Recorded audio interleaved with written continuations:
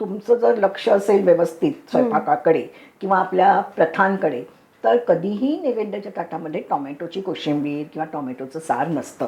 हो. का नसतं? कारण टोमॅटो हे फळ हे इंग्रजांनी आणि पोर्तुगीजांनी भारतात आणलं. त्यामुळे ते आता बटाटाही त्यांनीच आणला, पण टोमॅटोचा रंग लाल आहे आणि तो थोडासा लिबलिबीत असतो. त्यामुळे त्याची तुलना मांसाबरोबर केली जाते.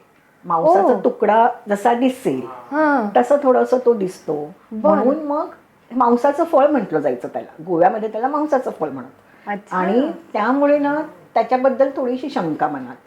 त्याला खरजुल वांगही म्हणायचं की त्याला खरूज होते, खरजुल वांग. आपल्याकडे टोमॅटोला शब्दच नाहीये ना, आपल्याकडे नावच नाही, कारण तो आपल्याकडचं टोमॅटोच नाहीच आहे. म्हणतो. मग त्याला वेल वांग म्हणायचं किंवा त्याला विलायती वांग म्हणायचं किंवा त्याला खरजुल वांग म्हणायचं. अच्छा. किंवा मांसाचं फळ म्हणायचं. म्हणजे भाजीवाले, गोव्यामध्ये भाजीवाले जेव्हा भाज्या घेऊन जायचे दारोदारी, त्यावेळेला टोमॅटो हे वेगळ्या टोपलीमध्ये ठेवायचे.